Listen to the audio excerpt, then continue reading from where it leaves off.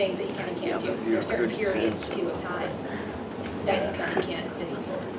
What kind of consequences are there? So in my situation, that's a great question. That's a great question.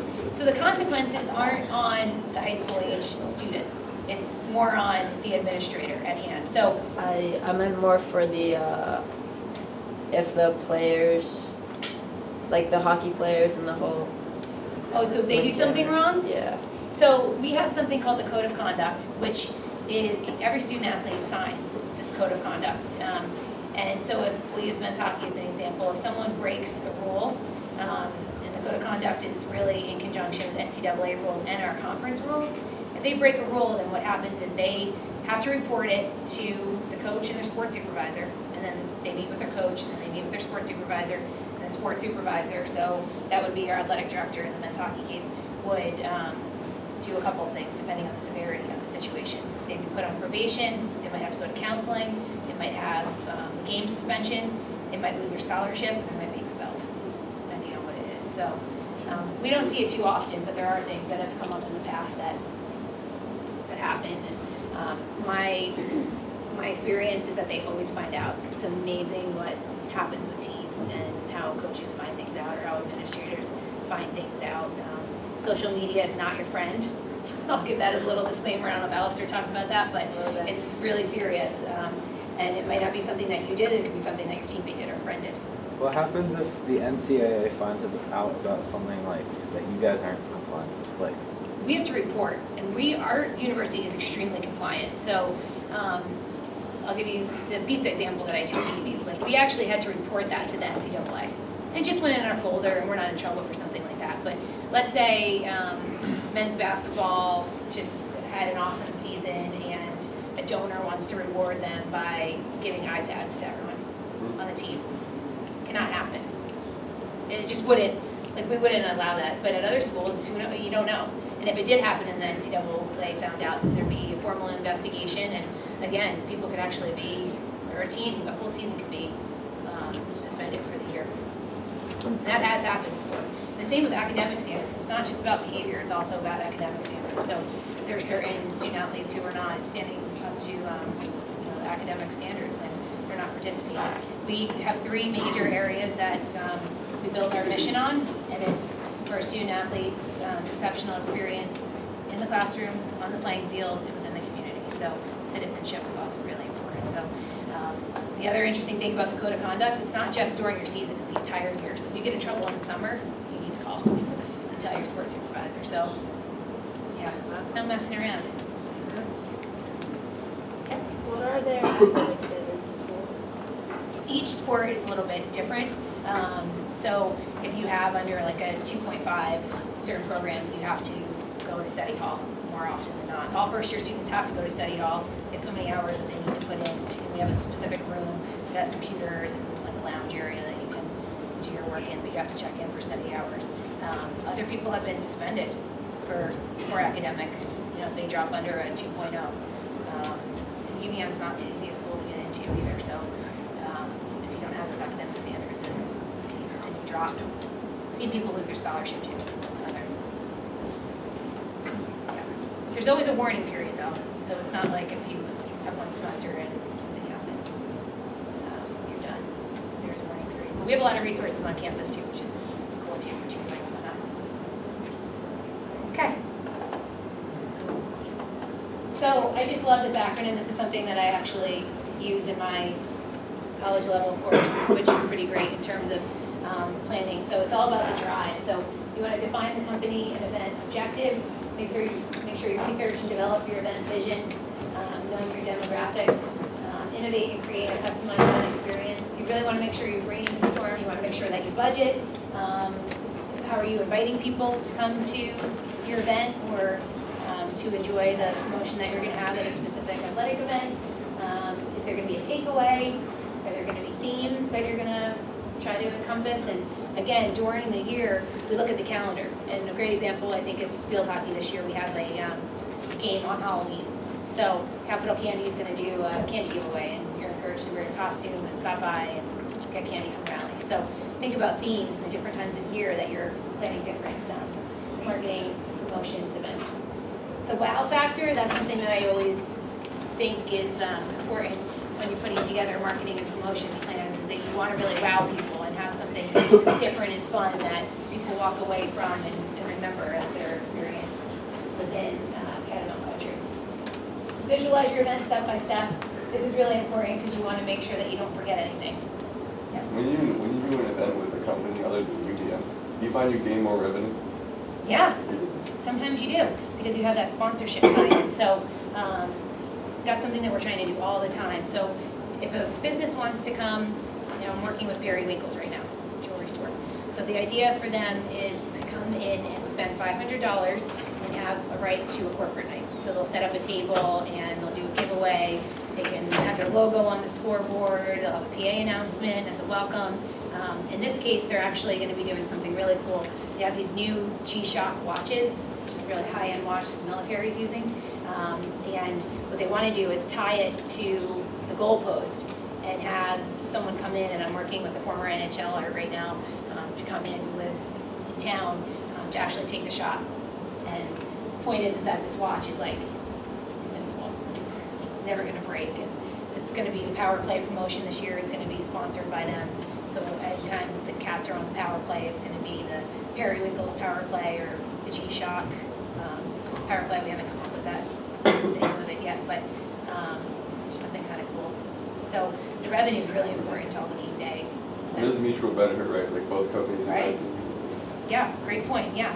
So the point is that they're coming in, we see 4,000 at Gutterson, we sell out most of our games. Basketball, we see 3,000, we sell out a lot of our games. So the point is that it's one of the very few places in the entire state of Vermont that you can hit up that many people at once. So it is very mutual. Knowing the needs of your guests and fans, this is always important because people, some of our fans are crazy and they love to give the feedback, and there's certain things, if they don't see happening again year to year, then they're asking lots of questions. So it's kind of fun to have people engaged in that way. A great example are actually the schedule cards. We did away with those last year, and we started doing these schedule magnets for all sports, and the response was that everyone loved the pocket schedules more. And we had them all over town. So if you guys go to different places like Marco's Pizza, I'll use again, or the Windjam, or different restaurants, if you go down to Church Street, you'll see these little easels that are up and they'll have the sports schedule cards on them. So these magnets we're not doing anymore, but they are kind of cool. I brought them, passed it around just so that people can see what that is. And then executing detailed precision. Time management is so important to being an event planner or working within marketing and promotions because you need to be looking months out. So right now we're already talking about military appreciation event. Actually last month we were talking about military appreciation night at the end of November and making sure that we had all of our creative done. By creative I mean our skyscraper ads on the website, our flyers that we're going to be distributing to the Vermont servicemen and women to fill out for the ticket sales discount, different ads that we might take out with Burlington Free Press or the Chittenden County movie guide that's circulating around. So really important to make sure that you have good time management skills. So creating a game day experience, I've talked about this a little bit, but again, we want people to experience our department from start to finish from the time they walk in the door. It might be an actual giveaway, so we might do sticker giveaway. The first 200 people, it's just something, but this is really, why do you think this would be really good for us, for our department, to give these out to people? Like, I'm gonna give you all stickers. Yep, people see them. So it's part of my job to make sure that this logo is seen everywhere. Pass these around. It's also important that, again, at the end, you're doing some type of giveaway at the end of the game to really make people remember their experience, whether we won or lost. And something we might do is like this, free burrito coupon to Moe's. Who doesn't want that, right? He's nasty. Free burritos.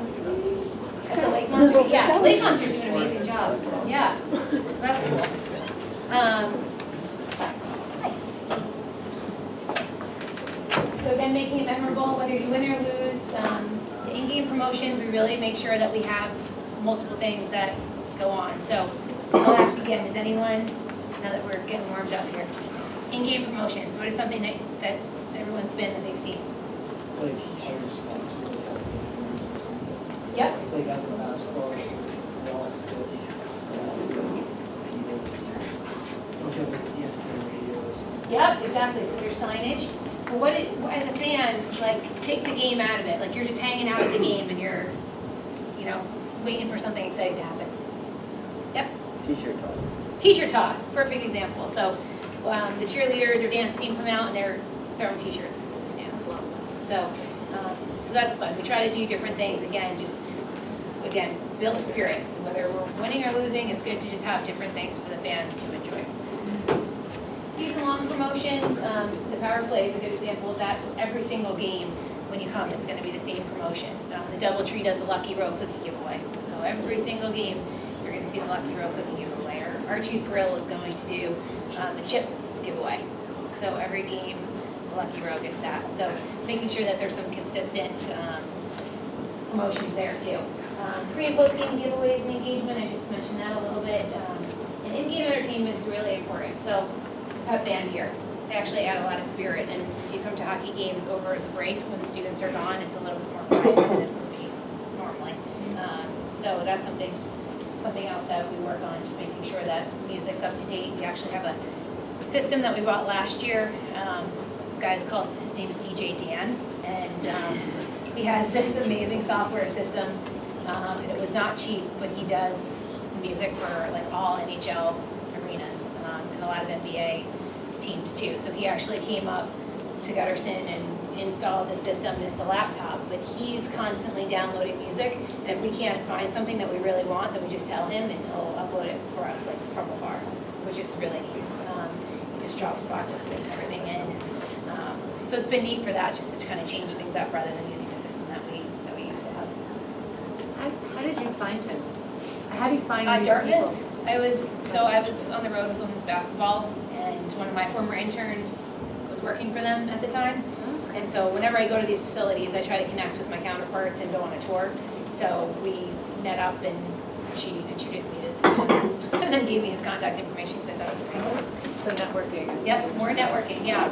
So networking is really, really important again in this industry, and people tend to move around too if it's something that they're interested in. Not a lot of people stay for very long to get that different experience. Not that you have a massive fan base version, but if they did and you did need more attendance, what strategies would you use to attend? So it's an ongoing issue, and I don't know if Alistair talked about this at all, but we do have a declining fan base, and it's not just for our department, it's nationwide. So Florida football's down 22% right now on ticket sales. What's that? Because they're bad, well, yes. That is one of the factors that plays in sometimes, is that they're bad. But what do you think some of the reasons are that people aren't coming to games? Expensive, rising ticket, yep. You watch it on TV or you watch it on your phone, right? A lot of schools are streaming now for free, so that's something else that is really, it's something that we struggle all the time with. So how do we get people there? We try to come up with these different giveaways. We come up with ticket discounts and different incentives for people to be there. The Cat Pride Club, the Fan Rewards Do you just Program. advertise those in the paper? Yeah, the paper, so we don't have an external advertising budget, so I don't have any money to spend.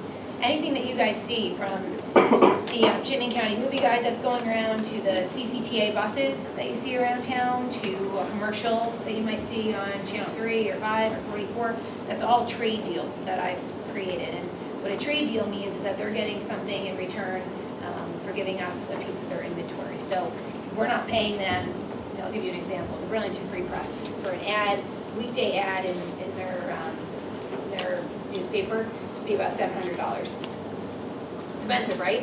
So I identify a couple different games throughout the year that we want to advertise with them in, and then I give them things in return. So it could be tickets, it could be a corporate night, it could be their logo on the scoreboard once per period, it could be, that's pretty much, those are the three major things that we usually do.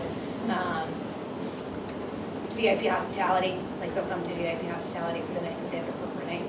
But the idea is that we're not gonna spend Like trading publicity money. for publicity? Yep, exactly. Okay. So different ways that we promote our brand. You guys can take a look at this, and I'll touch on a couple things. And again, it's all connected with these trade agreements because we're not spending any money on anything. So on campus, we're doing this year something new. We did these little door hangers, which are kind of cool. And every student, when they came in on move-in weekend, had these on their door. And it has information about all of our fall sports. And then on the other side, it has juniors downtown. So it's buy one, get one free slice of pizza, which is a big deal for college kids especially, right? That's a pretty good deal. So that's pretty neat too. So we're trying to always think about different ways that we can promote. We have campus TVs that we always have our ads on, so every week Katie, our fan engagement coordinator, is updating these slides, so it's something different every week and people know. We also have a promotions team that goes out every week and promotes all of our games. They have a program called VCAT Fridays. Anyone know what VCAT Fridays is? No one? Man. All right. It should be implemented here. Well, you guys probably wear all your Rebel stuff for your weekend games. So every Friday, Rally Catamount goes out on campus with our promotions team to reward people for wearing their Vermont gear. For all faculty, students, staff, friends to campus. We have a whole campus map, and we have to go to each department at least twice per semester. And the idea, again, is getting the sponsors engaged. We're going to do specific giveaways for people as a thank you. So those Moe's coupons that are going around, we've used those before. Dunkin' Donuts has done stuff with us before. Dick's Sporting Goods is another one. So the idea is to do different types of giveaways. And sometimes it might even be something like this, like a branded bag. I think I actually got one of the, were they kind of like basketball bags with like the UVM logos on the side? Or like, Yeah, they could have been. Did they you, had, like, were you on a hat campus? and like stuff inside. What? Did you get it for VCAT Friday or for something else? My dad got it, but I said he got it at Dick's. Did he? Oh, okay, yeah, then he could have, yeah, he definitely could have gone in there.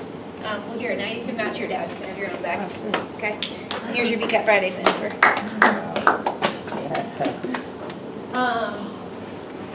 And speaking of Dick's, I'm just gonna show you guys this. This one isn't up for grabs either, this is my special hat in the month of December, but the idea is, again, to make sure that our brand's on as many things as possible. So Dick's Sporting Goods is actually unique, and they sell some different things that our bookstore does not sell. This being one of them, the Santa hat. They also have slippers, which our bookstore doesn't have. So it's kind of neat if you want something different, that you could have different places to go. Kohl's has some of our stuff. Marshall's actually has an awesome display right now if anyone wants to get cheap catamount stuff. They do things too. Walmart, yep. Yep, that's another, I haven't seen that recently, but it's another retailer too, which is kind of neat. Do they just set up like a little area within their Yeah. store devoted? Yep. Yep.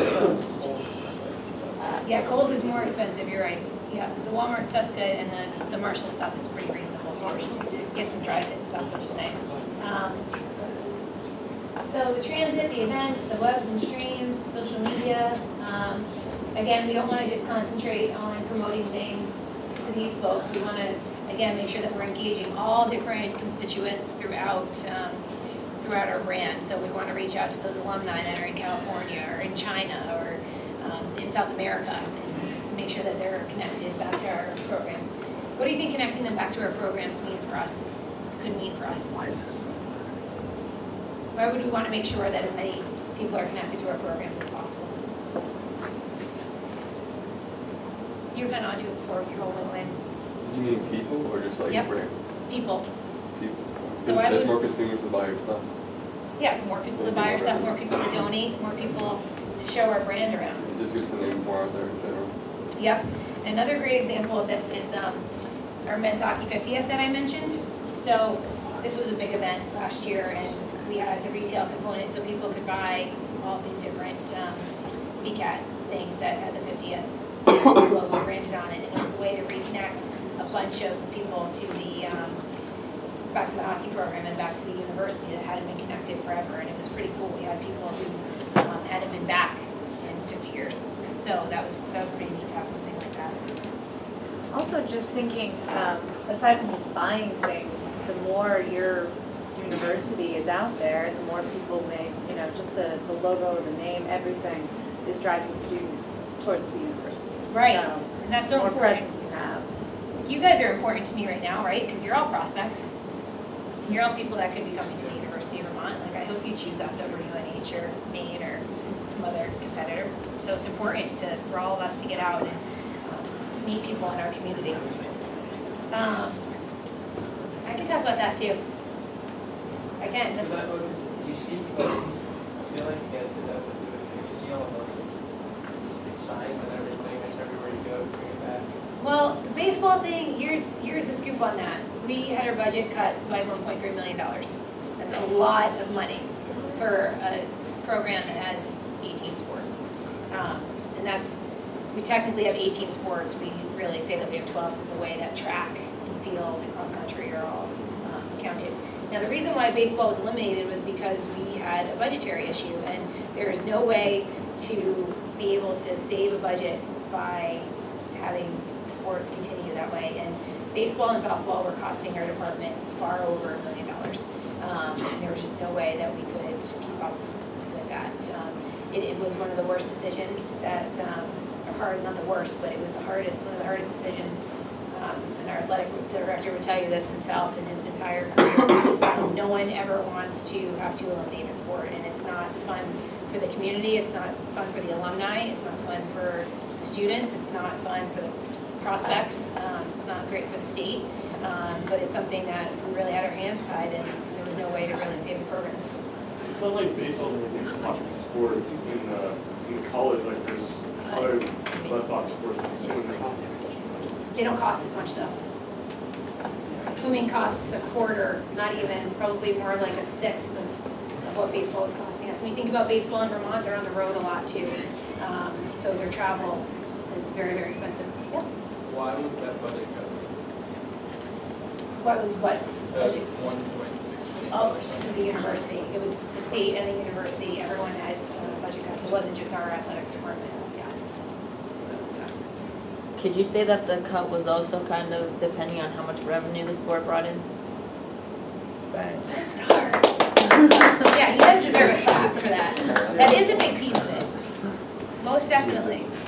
But the way that our department operates, just because hockey brings in the most revenue in terms of sponsorship, if you ask me like what brings in the most revenue, just in terms of sponsorship or just in terms of ticket revenue, it does. It goes to hockey and then basketball. But the way that our department works is not all the revenue that comes in goes to those sports specifically. It goes to everyone. So the swim program really wants the hockey team to do well. The field hockey team really wants the swim program to do well. Lacrosse, skiing, everyone really wants those programs to do well because they do affect everyone's budget.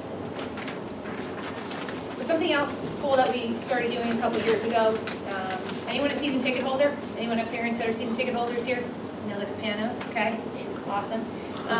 So we have these really cool branded ticket booklets. So every student athlete's highlighted on a different ticket. So they get these neat booklets. We actually have our season ticket holder pickup event on Thursday night. So the team will be there serving everyone pizza, and fans will come pick up their tickets. They'll be getting raffle tickets to win prizes, and then our men's hockey captain's going to actually run the program. So we'll have our hockey coach speak, we'll have our athletic director speak, and then Mike Paleotta is going to be talking about the upcoming season, introduce all the guys, shake some hands, and it's a 2-hour event. It'll be over, and it's fun, but it's a nice way, again, to thank our season ticket holders, to really make them feel included in what we're doing and engage them in our department. So I'll pass these around. Something else when we're talking about promoting, there are these window clings. It says proud sponsor. So you guys might see it, like the Bagel Place is a good example. They have one of these on their windows. So again, this helps us. We want people to know that we partner with local businesses. We also have our corporate sponsorship brochure. We didn't print really nice versions this year because I'm sending the link out more often. So I'll pass this around. It just shows all of our inventory for sponsorship. But it's just another way that we can help promote our brand to different local and national businesses.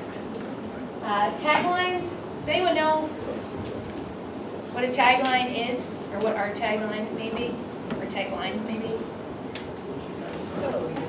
What's that? Yep. Yeah. We have a couple. So I just heard someone say "Go Cats Go," which is great. We do use that sometimes. But we also use Vermont's team, welcome to Catamount Country and all in. And all in is Adidas, their tagline. So with all the schools that they partner with, they have like Badgers all in for Wisconsin. For us, it's Catamounts all in. Okay. So Catamount TV, I know Alistair talked a bit about this, so we don't have to, he showed you examples too, that's fine. But again, this is a really important way that we promote our brand and connect sponsorship to it too. So sponsorship generated from Catamount TV is around $30,000. So you'll see that there are different things that I do. This isn't a great shot, but up here we sold Casella this spot right here, where they can get exposure through being on that scoreboard. That's what that piece is called. That's out at Birchfield. Okay, yeah. You said that attendance is going down at like hockey and stuff. So why implement Catamount TV if you want higher attendance? Because it is the trend in college athletics to have everything streamed. I mean, think about how many of you guys have smartphones that or something at home, even like your laptops or your iPads or any type of, so you're in, I mean, this classroom, I came to this classroom, this never happened back in my day. I mean, you guys have access to the internet all the time, right? Many different ways that you can access the internet. So it's a way to really help promote our brand. But like, just one thing of note, like, there's a difference between sitting by yourself at home, watching a game on your iPad or on your iPhone, as opposed to going to a venue filled with potentially thousands of people. Like, it's the experience, you know? Like, that's why we go Yeah. out to the movie theater to see a show coming out for the first time, as opposed to just always watching on DVD. Like, it's that whole experience. And certainly when you guys get into college, I mean, right in our own school, we have, pep rallies. We rally around our sports teams and support one another. And when you're in college, it's another part of being, having the college experience and being a part of the community. So Yeah, it's big. Just to give you guys an idea, if you came to UVM as a student, student tickets for men's hockey, you have to get them Monday. They sell out in the afternoon. We allocate $750, and it's part of your tuition fee. So you just need to make sure that you stop by and get your ticket Monday morning. We have a new policy this year for tickets, that if you did not get your ticket, you can still come to an event for the game. It's called a pregame meal, and it's right next to Gunderson in the track. And there's a waiting line. And if you don't get into the game in your seat by starting lineups, then people in the waiting line are getting let in. And the idea is that coach just really wants to have the student section packed from start to finish. And college students, and you guys are probably the same way, like, you barely know what you're doing tonight. How are you going to know what you're doing Saturday night, 5 days away, So the pregame meals gives us another opportunity to work with partners. So like Big Daddies will come in and give out pizza, and different clubs and organizations will be there doing giveaways and whatnot.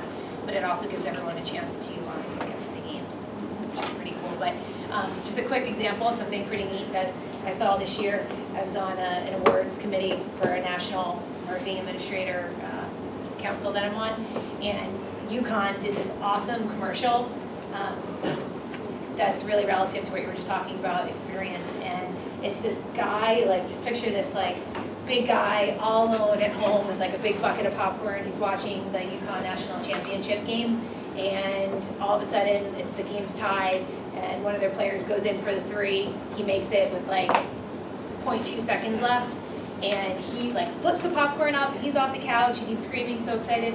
All of a sudden his phone dings, and it's his best friend who's at the game, and it says, "You should have been there," or "You should have been here." And it's the video of what's going on all around him, and the arena's packed, and so he sits back down and he looks depressed, and it says couch gator. And like, that's exactly what these people are. They're couch gators. Like, they're not tailgaters. They're not at the game having a great time with everyone. They're sitting on the couch.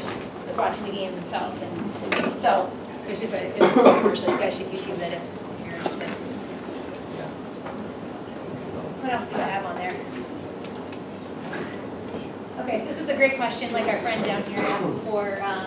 So some of our most memorable events, I talked a little bit about the hockey and soccer 50th, Rally Against Cancer, Military Appreciation Day.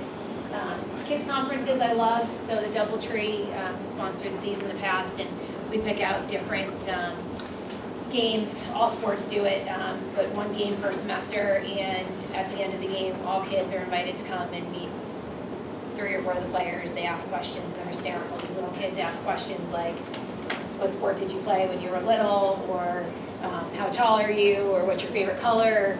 Questions are all over the place, so that's a fun one. Rally's birthday party, again, one of my favorite promotions. Been doing that for years, and all the community mascots come. So Rally has over like 20 friends. Champ from the Lake Monsters comes, G.I. Johnny's, this big blow-up guard guy. Betty Bloodrop. Betty, I think it's Betty Bloodrop from the American Red Cross is hysterical. They're always there, and they play a game in between periods on the ice, and then we have a party for all the kids beforehand, like a bounce castle and big meeting. Rally's birthday I talked about, and Teddy Bear Toss. That's just a link to the Teddy Bear Toss to give everybody a press release we send out to help promote it, and then a recap.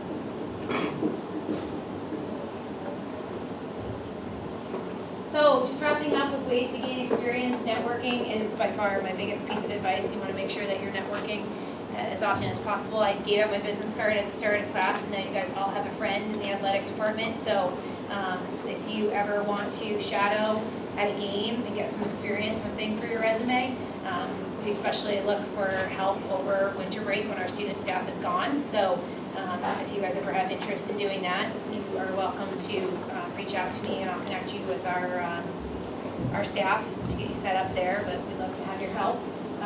Interning and volunteering, it's never too early to intern or volunteer either. So again, think about the different people that you and your families may know, and never be afraid to ask, because there are a lot of people like me out there that want to help. Just shadowing people, again, I'll throw this out there.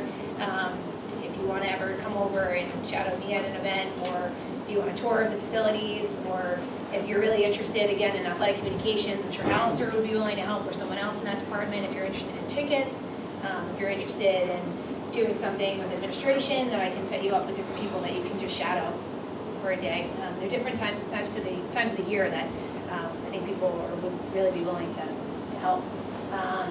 Read, research, and follow. That's a big thing for me, just making sure that you're keeping up with different trends, especially social media now.